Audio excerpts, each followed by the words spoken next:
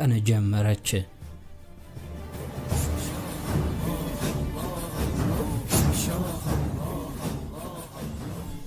ይህንን እንደ ጥሩ አጋጣሚ የተጠቀሙት የኢትዮጵያ ክርስቲያን ኪንግደም አጼዎች ሙስሊሞችን ከኢትዮጵያ ማጥፋት ይቻላቸው ዘንድ ለፖርቹጋል የእርዳታ መልእክት ላኩ። ይህ የድጋፍ ደብዳቤ በልብነ ድንግል የተላከ ቢሆንም የፖርቹጋል ጦር ኢትዮጵያ የደረሰው ግን በአጼ ገላውዲዮስ ጊዜ ነበር። በቫስኮ ዳጋማ ሁለት ወንድ ልጆች ማለትም በኤስቲቫኦ ዴጋማ እና በክሪስቶቫኦ ዴጋማ የሚመራው የፖርቹጋል ጦር ሙስሊሞችን ለመውጋት ኢትዮጵያ ደረሰ። ይህ የፖርቹጋል ጦር በመድፍና ጥይት የታገዘ ዘመናዊ ጦር በመሆኑ ለኢማም አህመድ አልጋዚ እጅግ አስቸጋሪ ነበር። እናም ኢማም አህመድ ለሱልጣን ሱለይማን አልቃኑኒ የድጋፍ ደብዳቤ ላከ።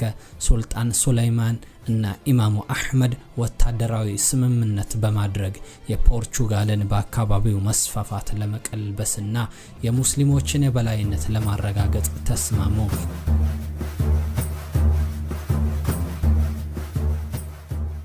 በዚህም የኸሊፋው የየመን ሀገረ ገዢ ለኢማም አህመድ አጋዥ ሆኑ ዘንድ 900 ከባባድ ተወንጫፊ ከናስ ወንጫፊዎቹና ከ1000 በላይ እግረኛ ጦር በአጠቃላይ 2000 ጦር ወደ ኢትዮጵያ ላከ። ከወታደሮቹ ውጪ የኢማሙ አህመድ ጦር የፖርቹጋልን ጦር በመደምሰስ የጦር መሪዎቹን ኢስቲቫአ ደጋማና ክሪስቶቫኦ ደጋማን ገደላቸው። በተለይም በሽምብራ ኩሬ ጦርነት የኢማሙ አህመድ ጦር የክርስቲያኑን ጦር ሙሉ በሙሉ በመደምሰስ ሙሉ ምስራቅ አፍሪካን ተቆጣጠረ። ኢማሙ አህመድ የአሁኖቹን ኢትዮጵያ፣ ኤርትራን፣ ጅቡቲንና ሶማሊያን ባንድ ላይ ጠቅልሎ ማስተዳደርም ጀመረ። ግና ኢማሙ አህመድ ባገኘው ድል በመዘናጋት ስህተት ሰራ። ኢማሙ የክርስቲያን ጦርን መደምሰሱን በማመን የኦቶማን ኸሊፋ ተዋጊዎችን ወደ ሀገራቸው መለሰ።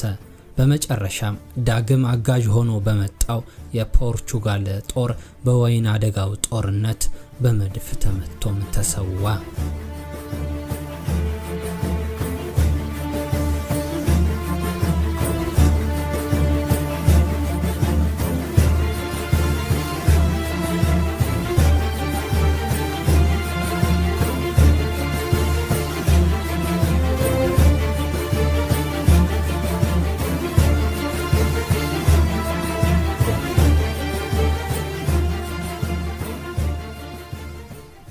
የፈረንሳዩን ንጉስ ፍራንሲስ ቀዳማዊ ከእኩይ ተግባሩ ይቆጠብ ዘንድ እንዲህ ሲል ደብዳቤ ላከለት። እኔ ያ እርሱ የሱልጣኖች ሁሉ ሱልጣን የነገስታት ሁሉ ንጉስ በዚህ ምድር ላይ ላሉ ንጉሶች ሁሉ ዘውድን የሚያከፋፍለው በምድር ላይ የአላህ ወኪል የአላህን ህግ አስፈጻሚ ሱልጣን ከነጭ ባህር እስከ ጥቁር ባህር ከሩሜሊያ እስከ አናቶሊያ ከካራማን እስከ ሮም ሀገሮች ዙልጃዲር፣ ዲያርበርከር፣ ኩርዲስታን እንዲሁም አዘርባጃን፣ ፐርሺያ፣ ደማስቆ፣ ኤሊፖ፣ ካይሮ፣ መካ፣ መዲና፣ ኢየሩሳሌም ሁሉንም አረብ የየመንን እንዲሁም ሌሎችን የምድር ክፍሎች ገዢ የሆነው የእርሱ የተቀደሱትንና ጀግኖቹ አያት አባቶቹ በሰይፎቻቸው ጠላትን አንበርክከው ምልአተ ግዛትን የከፈቱት ሱልጣን ሱለይማን ሻህ ቢን ሳሊም ሻህ ነኝ አለው። የሃንጋሪው ንጉስ ቻርልስ አውሮፓን በሙሉ የመቆጣጠር ህልም ነበረው። ይህንን ለማሳካት ፈረንሳይን ወሮ የፈረንሳዩን ንጉስ ፍራንሲስን ከማረከ በኋላ አሰረው።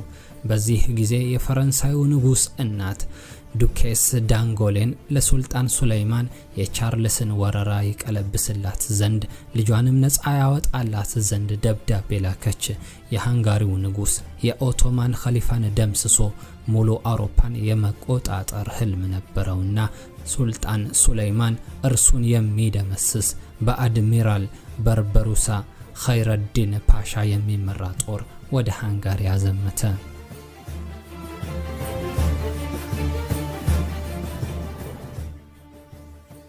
አድሚራል በርበሩሳ ኸይረዲን ፓሻ ጦሩን የመራ በፈረንሳይ ጠረፍ ኒስ ከተማ ደረሰ። ንጉስ ቻርልስን ገጥሞም ደመሰሰው። የንጉስ ቻርልስ አውሮፓን በሙሉ የመቆጣጠር ህልም መከነ። በርበሩሳ ፈረንሳይና ንጉሷን ታደጋቸው። ከዚያም በኋላ የኦቶማን ኸሊፋ የጀርመን ከተማና ኦስትሪያን ተቆጣጠረ። ሃንጋሪንም ሙሉ በሙሉ በኦቶማን ቁጥጥር ስር ዋለች። የኸሊፋው ጦር ሃንጋሪና ሰርቢያንን ከተቆጣጠረ በኋላ ዋና ከተማዋን ቤልግሬድን ከበበ። እጅግ ከፍተኛ መከላከል ቢገጥመው በታጠቀው ዘመናዊ መድፍና በጀግና ወታደሮቹ በመታገዝ ቤልግሬድን እንደ አውሮፓውያን የዘመን ቀመር በ1521 ተቆጣጠረ። ባሊ ፓሻም የቤልግሬድ አስተዳዳሪ ተደርጎ ተሾመ። በአልጄሪያ የኢስላማዊ መንግስት መዳከምን ተከትሎ በስፔን መስቀለኛ ጦር ቁጥጥር ስር ነበረች። ይሁን እንጂ ሱልጣን ሰሊም በበባ እጅና በወንድሙ በሂዚር ረኢስ የሚመራ ጦር ልኮ የስፔንን ጦር ደመሰሰ። አልጄሪያም ነፃ ከወጣች በኋላ በሱላይማን ዘመን በኸሊፋው ስር ተጠቃለለች። በዚህ ድል ጳጳሱና ንጉስ ቻርልስ ክፉኛ ተበሳጩ። አውሮፓውያንን አስተባብረው በኦቶማን ላይ የመስቀል ጦርነት በማወጅ አልጄሪያን አጠቁ። በዚህ ጊዜ እጅግ ጀብደኛው ኸይረዲን ፓሻ በርበሩሳ የባህር ኃይሉን በማዝመት የመስቀል ጦረኞቹን አሸነፈ።